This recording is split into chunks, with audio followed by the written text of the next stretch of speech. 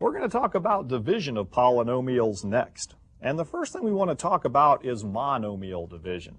All right, so when we have monomial division here, all right, we're going to go ahead and divide numbers by numbers. And on the variables, whenever we divide same bases, do you remember that power rule from a while back? Subtract the powers. So we're going to have 16x to the 9th divided by negative 2x to the 4th, and that's going to give us a negative 8x to the 5th power. Okay. So whenever you divide monomials, this is called monomial division, by one term, number into number, subtract the powers on the variables. All right.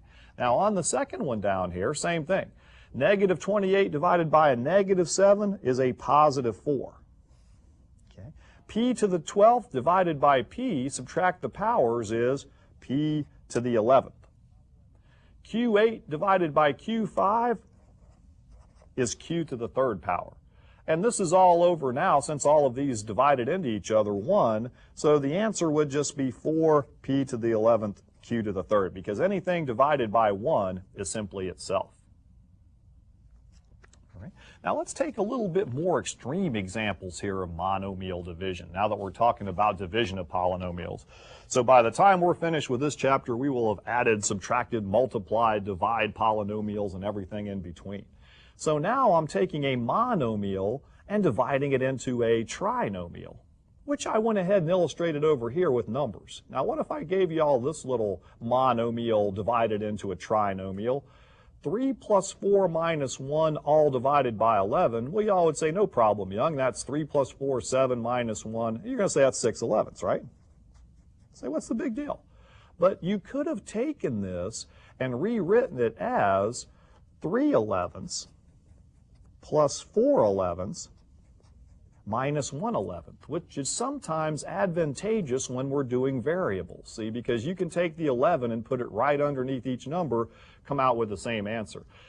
And a lot of students don't do this. They try to just do these in their head, and they get in trouble sometimes. So if you have a monomial division problem like this, you can go ahead, if it helps you, and I think it does sometimes, to line up your ducks in a row and put that monomial right underneath each of the 3 terms there. Okay, so now we can take first this term into this term. 2 goes into 12 6 times. We're left with 6x to the 2nd power, dividing number by number, subtracting the powers on the variables. 2 goes into a minus 18. That's minus 9x to the 1st power. You could put the 1 there if you want. Most books won't.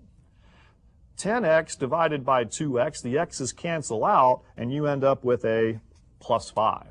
So whenever you have x over x, you could say that's x to the 0 power, but why don't we write x to the 0 power? Why don't we put 5x to the 0 power there, Young? Because anything to the 0 power is what? 1, and anything times 1 is itself. So we don't write x to the 0 power, bad syntax.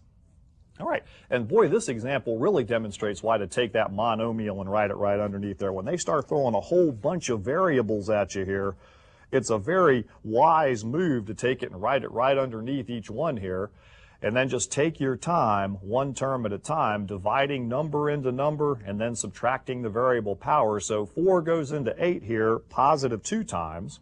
Now that 2, the x's and y's go out. The x0, y0, just 2.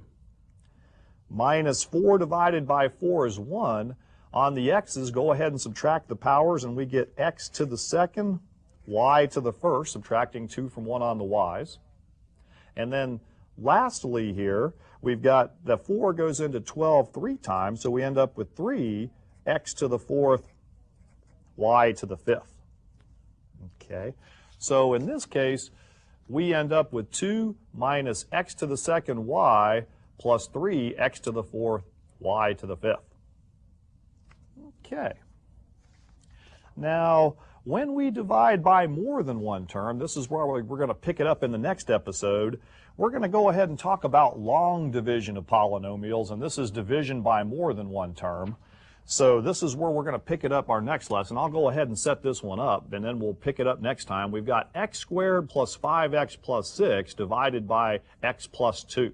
All right, so what you do here is just like you do with any fraction. You take the bottom part, x plus 2, and divide it into the top part.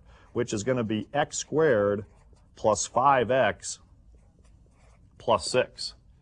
All right, so we're going to take this bottom part and we're going to put it into this top part here. And what you do is you're going to take this first term and divide it into this first term to start out. So x would go into x squared x times. And we're going to go ahead and give you some notes on that as we go along. So when you multiply these together, you put the answer underneath here, x squared plus 2x. And then we're going to go ahead and subtract and we'll continue on. So this is where we'll pick it up next time. So wrapping things up today, you have been given notes, examples, and tips to succeed. Now it's up to you. Take the initiative and work to master all related materials in your textbook. With each concept mastered, your confidence will build. Take care and we'll see you next time.